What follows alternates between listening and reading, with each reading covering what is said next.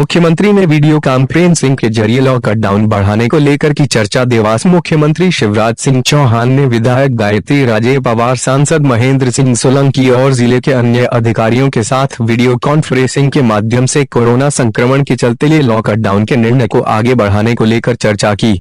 इसको लेकर विधायक गायत्री राजे पवार ने देवास को इंदौर और उज्जैन के नजदीक होने के चलते मुख्यमंत्री शिवराज सिंह चौहान से उसी तरह लॉकडाउन बढ़ाने को लेकर सहमति देने को कहा।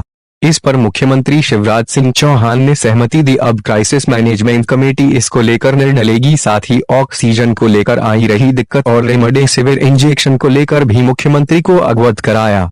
देवास से रमजान खान की रिपोर्ट। 7 दिन का लॉकडाउन बढ़ाया गया है, देवास के लिए क्या निर्णय लिया गया? जी, देवास के लिए भी यही निर्णय लिया गया है कि जो इंदौर और उज्जैन का डिसीजन होगा उसी डिसीजन के ऊपर बेस देवास को भी करने की अनुमति दी गई है। और अभी कलेक्टर साहब इसको पूरा वर्कआउट करेंगे, क्योंकि अभी पूरी नियम नहीं आए हैं। अभी इसको वर्कआउट पूरा करके और कलेक्टर साहब इसको की घोषणा करेंगे, जो भी बारीकी से इसको नियम तय किए जाएंगे। पहले सीएम द्वारा लिखी वीसी में एक तो ऑक्सीजन की बात कही मुख्य मुद्दा और इंजेक्शन की बात की। क्या देवास में पिछले 4 दिनों में जो इंजेक्शन है उसका आंकड़ा है अपने पास कुछ?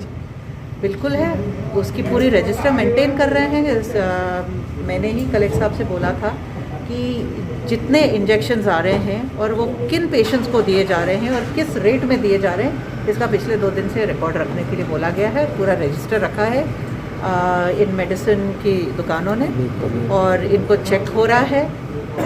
पूरे ही प्रदेश में इस इंजेक्शन की कमी आ रही है, केवल देवास ही नहीं है।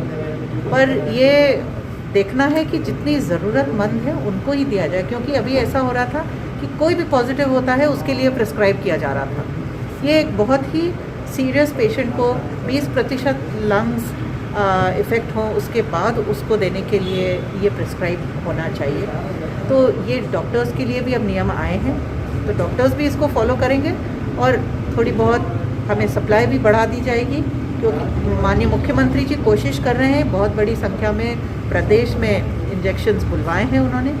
मुझे लगता है 1-2 दिन में इसकी थोड़ी सी जो दबाव है मांग को लेके वो कम हो जाएगा। अच्छा, अंतिम सवाल, बीसी में ऑक्सीजन के लेकर जो चर्चा हुई, क्योंकि जिला चिकित्सालय में व्यवस्था ही नहीं, आपने कहीं ना कहीं अमलतास की गुहार लगाई है।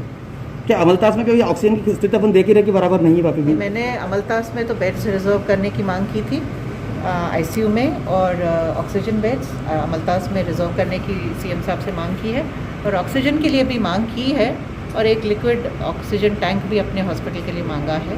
तो सिलेंडर्स के ऊपर हमें निर्भर नहीं रहना पड़ेगा, तो उसके टेंडर के लिए भी मैंने मांग की है। ठीक, धन्यवाद। लिए गए देवास में आपके द्वारा, और चूँकि जनप्रतिनिधि भी साथ में थे, तीनों की बैठक के बाद क्या निर्णय निकाला गया है?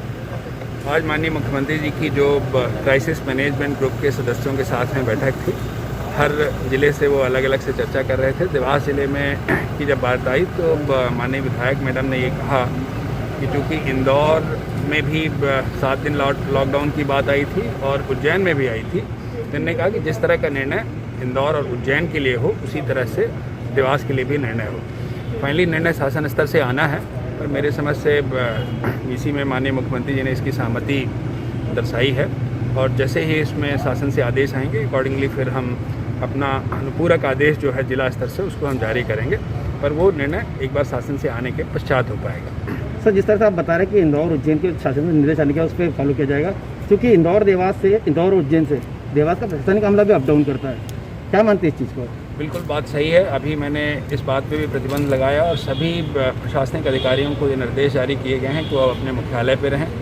जिनके पास अगर घर आवंटित नहीं है वो किराए का चाहे ले लें, पर कोशिश ये करें कि लोग अप डाउन करने की जो पद्धति है वो बंद हो। सर, पलायन वापस चालू हो चुका है। बाईपास पर अगर हम देखें तो रोज़ सैकड़ों वाहन दिख रहे हैं बाहर से आने वाले।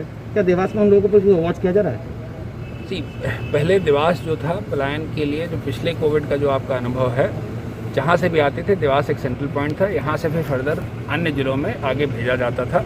सामान्यतः देवास ज़िले के जो मजदूर हैं अभी इस तरह की कोई ऑथेंटिक जानकारी नहीं कि अन्य राज्यों से होकर के आ रहे हैं, पर अगर इस तरह से कोई सूचना आती है तो उस पर हम निश्चित तौर पर सुनिश्चित करेंगे उनको किसी प्रकार की परेशानी ना हो। ठीक। मुख्यमंत्री द्वारा एक वीसी ली गई, वीसी में लेकर जो उज्जैन इंदौर को लेकर लॉकडाउन की बात कही, क्या देवास में जो आपने कभी निर्णय लिया जी, माननीय मुख्यमंत्री जी को मीटिंग में इस बात से अवगत करा दिया गया है, क्योंकि हम इंदौर और उज्जैन के बीच में स्थित हैं और इंदौर उज्जैन में यदि कोई भी संक्रमण बढ़ता है तो उसका सीधा प्रभाव देवास पर पड़ता है। माननीय मुख्यमंत्री जी ने निर्देशित किया है कि इंदौर और उज्जैन की परिस्थिति को देखकर लॉकडाउन से संबंधित निर्णय देवास की क्राइसिस मैनेजमेंट कमेटी ले सकती है। यदि आवश्यकता पड़ी तो देवास में भी लॉकडाउन के लिए निर्णय लिया जाएगा। लोगों की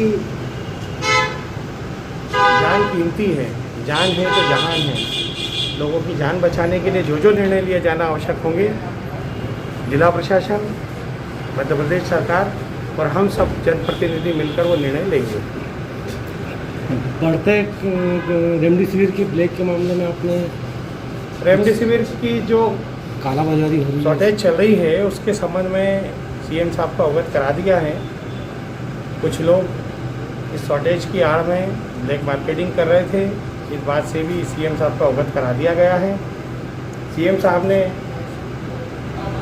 जिला प्रशासन को निर्देशित किया है कि जो भी रेमडेसिविर की ब्लैक मार्केटिंग कर रहे हैं उनके खिलाफ सख्त से सख्त कार्रवाई की जाए।